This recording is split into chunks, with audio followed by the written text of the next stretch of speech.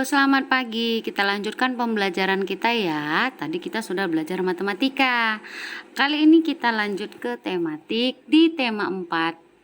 Subtema 2, pekerjaan di sekitarku, pembelajaran 3.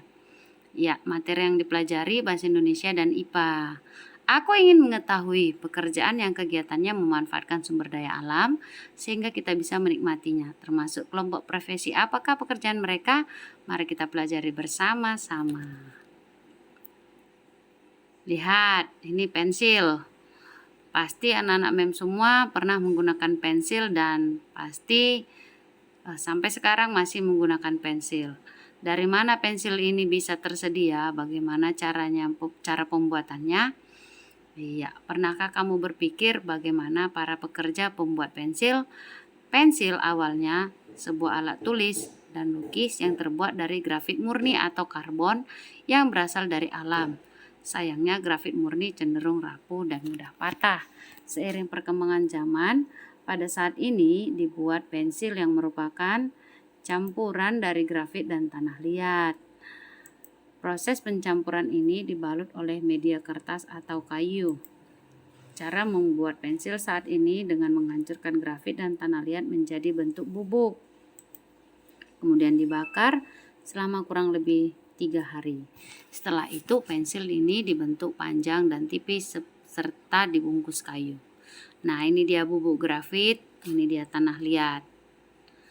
Kayu yang telah ditebang untuk pembuatan pensil berasal dari pohon. Benda-benda lain yang terbuat dari kayu juga berasal dari pohon. Agar terjaga kelestariannya, pohon ditebang harus diganti dengan menanam kembali bibit baru dari tanaman yang sejenis. Selain itu, kita harus menghemat penggunaan pensil sebagai salah satu cara menghargai lingkungan. Anak MEM masih ingat nggak? Selain pensil, apalagi dari kayu? Iya, kertas. Kita sudah pernah mempelajarinya. Nah, berdasarkan teks, ceritakan proses pembuatan pensil dalam kolom berikut nih. Dari grafit murni dan tanah liat dihancurkan, lalu bubuk grafit murni dan tanah liat dibakar selama 3 hari, kemudian pensil dibentuk panjang dan tipis, lalu pensil ditutup dengan kertas dan kayu. Sumber daya alam apa yang digunakan untuk pembuatan pensil? Iya, sumber daya yang digunakan dalam pembuatan pensil adalah kayu sebagai pelapis pensil dan grafit dan tanah liat sebagai isi pensil, ya, mata pensilnya. Apa yang terjadi bila penggunaan pensil dan barang yang lain terbuat dari kayu tidak dibatasi? Apabila pensil dan barang yang menggunakan bahan kayu tidak dibatasi, maka ketersediaan kayu akan berkurang. Selain itu, penebangan kayu tanpa usaha penanaman kembali menyebabkan berkurangnya persediaan kayu. Berikan saranmu agar dapat menggunakan pensil secara hemat sebagai salah satu cara untuk melestarikan lingkungan. Untuk menghemat penggunaan pensil dapat dilakukan dengan cara meraut menggunakan rautan pensil ya. Jangan menggunakan silet. Karena kalau dia menggunakan silet akan lebih banyak yang terbuang. Kemudian selain rajin menggunakan rautan, juga mengurangi resiko patah saat meraut pensil. Ujung pensil juga jangan terlalu runcing, karena ujung pensil yang terlalu runcing mudah patah. Jadi dia lebih hemat. Barang yang kita butuhkan merupakan hasil suatu pekerjaan. Beberapa pekerjaan yang menghasilkan barang antara lain petani, peternak, nelayan, dan pengrajin. Ini sudah kita pelajari di pembelajaran 1.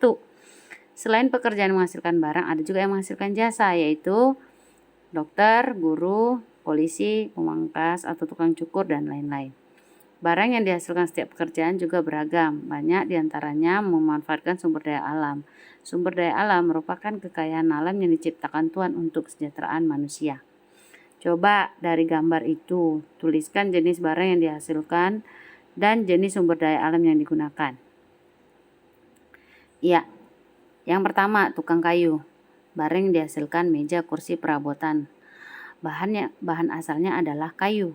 Jenis sumber daya alam adalah yang dapat diperbarui, jadi bisa tersedia kembali.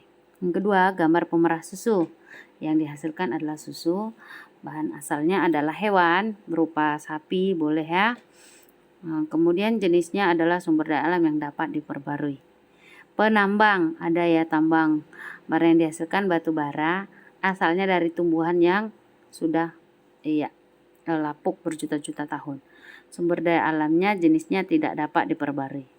Lalu petani sayur, ya, buah, padi. Barang yang dihasilkan padi, sayur, dan buah. Bahan asalnya dari tumbuhan, sedangkan jenisnya adalah sumber daya alam yang dapat diperbarui. Yang kelima, pekerjaannya nelayan, yang dihasilkan adalah ikan. Bahan asalnya dari hewan, jenisnya adalah sumber daya alam yang dapat diperbarui. Dari kelima pekerjaan di skema, ada satu yang tidak dapat diperbarui, yaitu penambang. Ya, yang dihasilkan adalah batu bara, tidak dapat diperbarui. Artinya, dia terbatas dan akan habis. Jadi kita harus hemat dalam penggunaannya. Jadi sampai di sini dulu materi kita. Semoga kamu paham dan selamat mengerjakan tugas. Sekian dan terima kasih.